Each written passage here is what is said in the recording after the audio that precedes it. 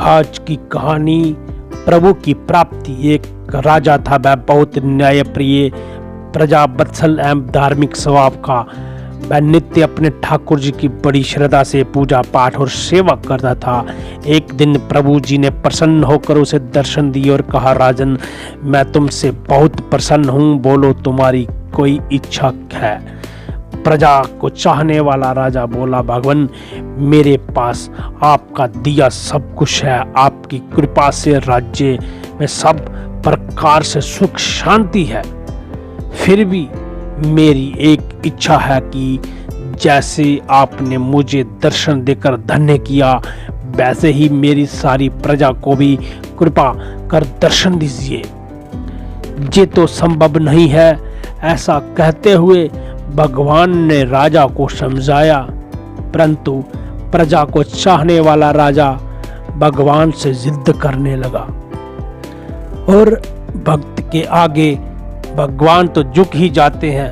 आखिरकार भगवान को अपने साधक के सामने झुकना पड़ा। वह बोले, ठीक है, कल अपनी सारी प्रजा को उस पहाड़ी के पास ले आना। मैं पहाड़ी के ऊपर से सभी को दर्शन दूंगा। ये सुनकर राजा अत्यंत प्रसन्न हुआ और भगवान को धन्यवाद दिया। अगले दिन सारे नगर में ढिंढोरा पिटवा दिया कि कल सभी पहाड़ के नीचे मेरे साथ पहुंचे, वहां भगवान आप सबको दर्शन देंगे। दूसरे दिन राजा अपने समस्त प्रजा और सब जनों को साथ लेकर पहाड़ी की ओर चलने लगा। चलते चलते रास्ते में एक स्थान पर तांबे के सिक्कों का पहाड़ देखा, तो प्रजा में से कुछ लोग उस ओर भागने लगे। तभी ज्ञानी राजा ने सबको सतर्क किया कि कोई उस ओर ध्यान ना दे, क्योंकि तुम सब भगवान से मिलने जा रहे हो। इन तांबे के सिक्कों के पीछे अपने भाग्य को लात मत मारो। परंतु लोभ लालच में वशीभूत प्रजा के कुछ एक लोग तो तांबे के सिक्कों वाले पहाड़ी की ओर भाग ही गए और सिक्कों की गठरी बनाकर अपने घरों की ओर चलने लगे। वह मन ही मन सोच रहे थे, पहले जे सिक्कों को समेट लें, भगवान से तो फिर भी मिल लेंगे। राजा खिन्न मन से आगे बढ़ा। कुछ दूर चलने पर चांदी के सिक्कों का चमकता पहाड़ दिखाई देने लगा। इस बार भी बचे हुए प्रजा में से कुछ लोग उस ओर भागने लगे और चांदी के सिक्कों की गठरी बनाकर अपने घर की ओर चलने लगे। उनके मन से विचार चल रहा था कि ऐसा मौका बार बार नहीं मिलता। चांदी के इतने सारे सिक्के फिर मिले ना मिले, भगवान तो फिर भी मिल जाएंगे, वह लोग सोचने लगे और चांदी के सिक्कों को समेटकर अपने घर की ओर चलने लगे। इस प्रकार कुछ दूर और चलने पर सोने के सिक्कों का पहाड़ नजर आया। तब तो प्रजाजनों में बचे हुए सारे लोग तथा राजा के जो अपने थे उस ओर भागने लगे। वह भी दूसरों की तरह सिक्कों की गठरियां लाद कर अपने अपने घरों की ओर चल दिए। अब केवल राजा और रानी ही शेष रह गए थे। राजा रानी से कहने लगी, देखो कितने लोभी है ये लोग, भगवान से मिलने का महत्व ही नहीं जानते।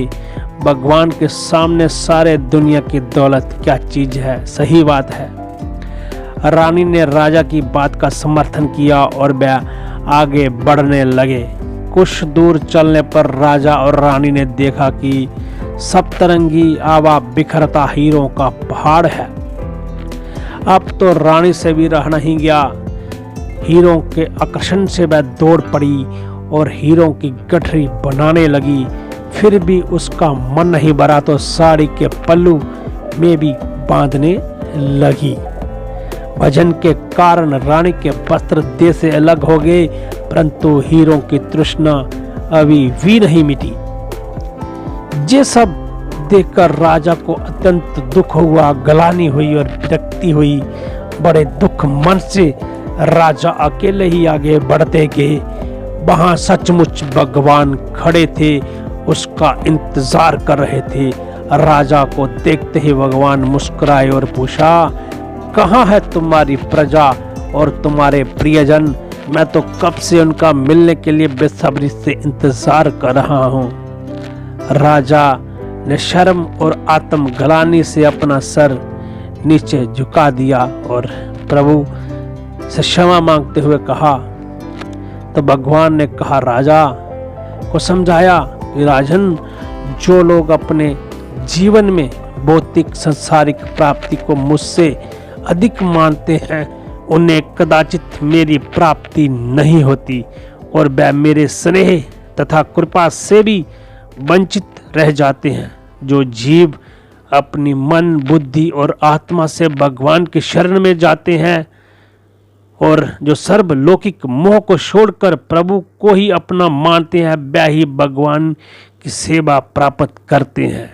तो परमात्मा को पाना बहुत संभव